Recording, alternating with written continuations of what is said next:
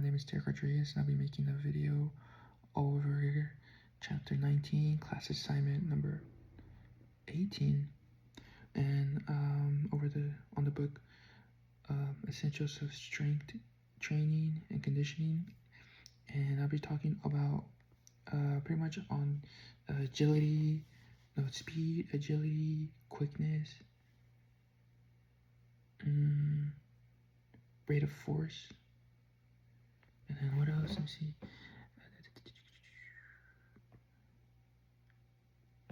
Change of direction as well as rate and force, and speed.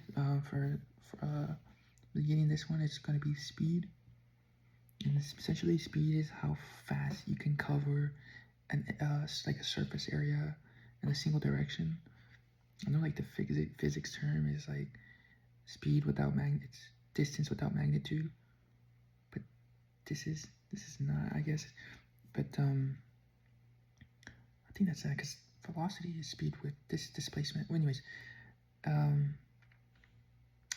yeah, it's how fast you can cover an area, in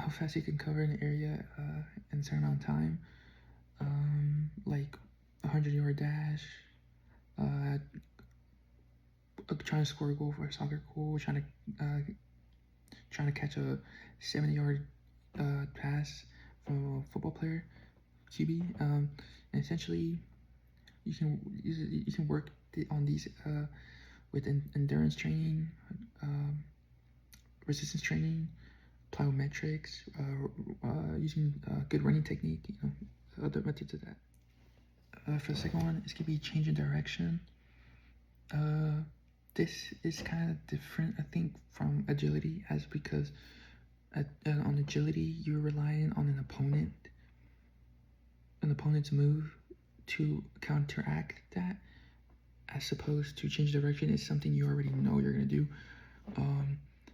For example, like a football cone drill, a basketball lateral drill, you're using basketball cones. That's essentially how that would go. And then for you also need to have like a strong lower body, with good coordination and like a good braking agility. And then and then now comes the agility, where now you're having to interpret or counteract an external stimulus, an external component. Now you're relying on an opponent, such as basketball, soccer, football, all these components where you have to defend a certain object. That is more focused on, you have to train more cognitive wise. And let's see, what else did I put right here? I just have to put a little bit. Oh yeah, it's just having good anticipation skills and have good reaction times. There's certain things you can work on to help improve that. And then for quickness, it's kind of based off agility as well. If you're not quick, then you're not going to have good agility. I feel like these all go hand in hand. This is why, anyways, quickness is based on how the beginning movements, like how the beginning of the beginning notion of it, like when the tennis serves the ball, when you serve into that square, you have to quickly get to it or quickly react to it. When a football lineman has to react to the snap count or to the snap. Baseball has to react to the swing of the ball hitting. This is very more neuromuscular related, more just mental as well as physical. You need, and now we're gonna be talking about the RDF, which is essentially is rate of force. RFD, rate of RFD, yeah, rate of force development, and it's essentially what that is how fast you can accelerate, or how much an athlete can really perform, exert force through muscular strength. This is very essential on how quick you can get off, how fast you can create the acceleration, and what else did I write here? Nope. There we go. Yeah, so this pretty much just helps with sprinting and running, and helps with change of direction as well. The way you can train this is through plyometrics. Olympic lifting was one of them. Let's see, what else did I write? Yes, medicine balls. Throwing the medicine balls on the ground hard, that creates power. Box jumps, this helps develop the neuromuscular system to quickly adapt to explosive. And then for the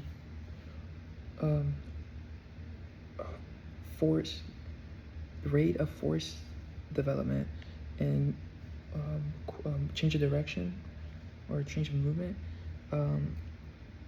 it's first of all, the importance for the sprinter to have a high force is because sprinters rarely have their feet touching the ground in a way.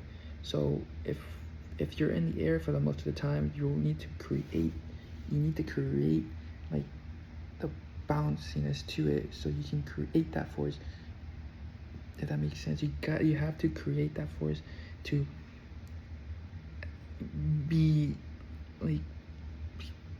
as fast as you can. That's if I remember my biomechanics, the athlete's knees have to be up, touching their butt, and I think it's to create as much force as you can to create that acceleration, because of how little they are on the ground. And also athletes as well need to have that same amount of force to also equally stop their momentum to come back and create that and generate that force again. So they need to have that, that, I forget which law it is, but they need to have that force to essentially just have a good amount of force to come back and forth and not lose too much on that, like basketball and football. And then for the graph, what it means, I think, is it shows, okay, I have to look at the graph here because it talks about it, it shows it here. But essentially we have the untrained, heavy resistant train, and explosive ballistic train. And as it shows, I feel like that the explosive athlete obviously has trained more, I feel like, in the plyometrics, or in their obviously trained more in explosive ballistic and more explosive than. So in the start, they're able to create more force as to compare to the untrained and trained athlete. And as by the untrained and untrained athlete, you can obviously see that after a certain period, the heavy resistance and the untrained athlete starts going down and reaches their maximum strength. But this graph essentially explains that force isn't instant. It takes a while for it to reach its maximum capacity, and once it reaches maximum capacity, you'll start seeing the dip. But as you see, the explosive athlete who's trained explosiveness has the force, but they slowly end up losing it, while this athlete that's more trained in heavy resistance, is able to maintain it for much longer. But it just shows to show that force isn't instant and it takes a while for it to go, and how it can just change like that. But it depends on how you train and what you use.